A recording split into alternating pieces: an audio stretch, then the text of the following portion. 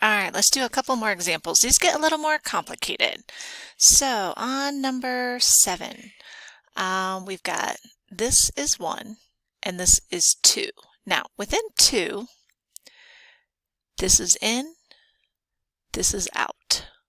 Okay, so let's try our derivative. So I get y prime, we get 1, and then the derivative 2 is a chain rule. So secant's on the outside, we're going to take its derivative, which is secant tangent. The inside stays the same on both, times the derivative of that inside 3x. Okay, notice it's just once. So 1d2 plus 2, and d1 is a power rule.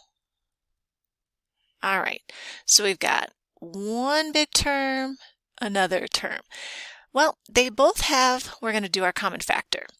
So we can divide by 5. I can take out an x and I can take out a secant. So what we're left with is, if I divide by 5 and take out an x, I'm left with that 3 and an x.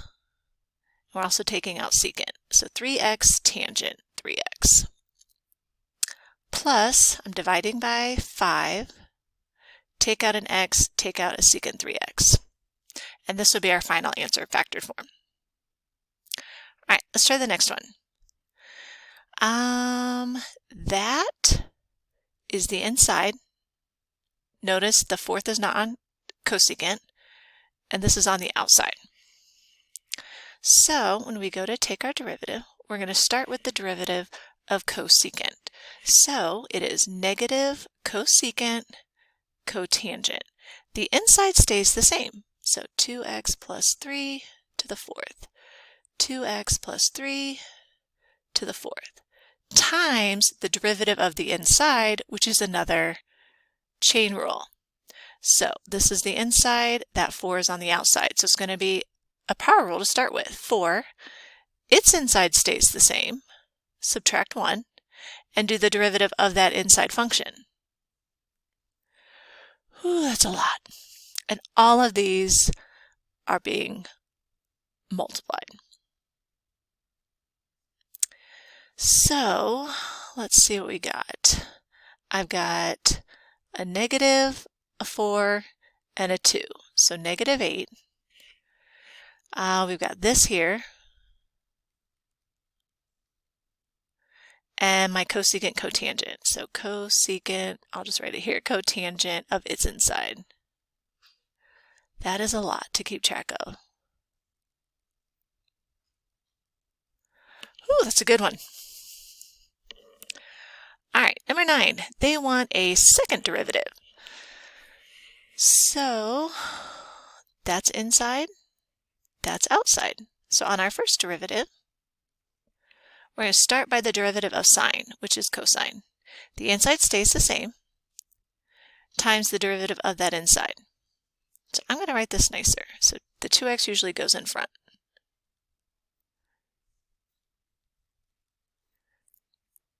Okay. Now to take the second derivative, that's 1, that's 2. And within this 2, I've got an inside and an outside. A lot to keep track of. See how it can just get tricky. So 1, the derivative of 2. So the derivative of the outside is negative sine.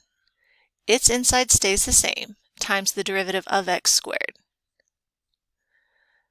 That's 1d2 plus 2, and then d1 is 2. So you can clean this up, you can factor it out. This would be multiple choice on an AP test, so I am going to the only thing I can do is factor out a 2, and that doesn't seem worth our time. So we're going to clean this, this, and this up. So we get negative 4x squared sine of x squared. The inside will never change, plus 2 cosine x squared. All right. Let's see if I can clear this off. Whoopsie. Let's use black. All right, so I'm going to rewrite this as e x to the 1/2. So this is our inside. E is on our outside. But what's nice is e is its own derivative. So for y prime, we're going to start with the derivative of e. So it's e to the inside stays the same, so I'm going to keep it as the root, times the derivative of the inside, which I'm going to use that power. So 1/2 x subtract 1.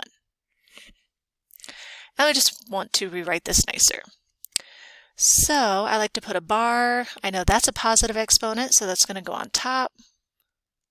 That 2 is on bottom, and then this is a negative exponent, so that's going to go on bottom.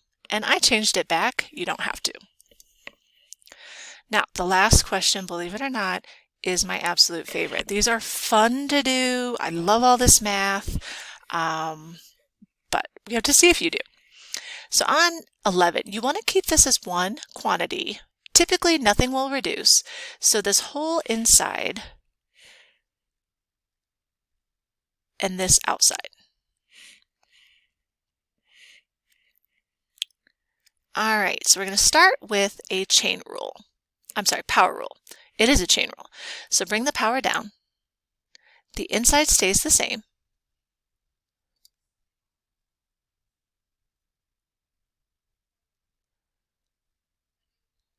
And we subtract 1.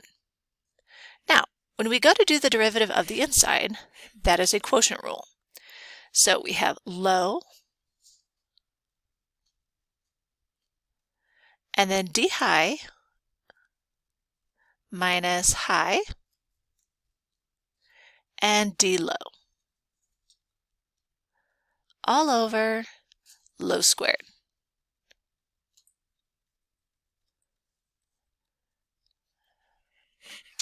All right, so now we need to do a little bit of cleanup.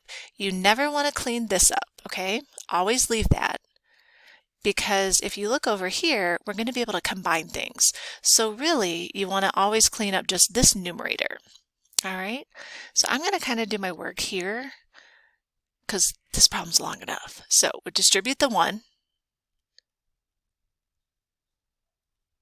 And then I'm going to distribute, we need to multiply this together. So we get 10x squared minus 6x plus 30x, and then minus 18. So, and we're also going to change all those signs. So I get minus 10x squared. That is 24x, so change its sign. And the negative 18 changes to positive. Okay, so I'm going to write this 4, and then we're going to split this up. Since this is both cubed, we can write them separately. This is a lot of math. This numerator will combine like terms, so negative 5x squared minus 30x plus 18, and then we have our denominator.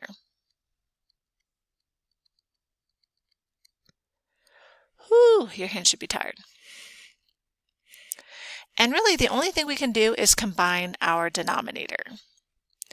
So I'm going to write one big fraction. We have a 4, x plus 3, and then this.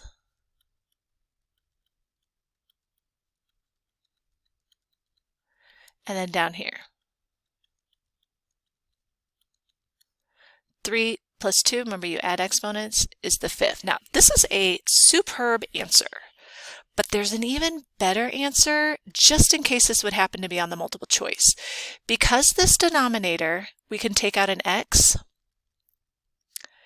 we'd have 5x minus 6. Well, all of these are still to the 5th power.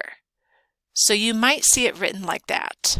I don't know, you have to be flexible. If this was not multiple choice, kudos if you can get to this blue answer. That's superb. All right, so good luck, have some fun with it, enjoy your math.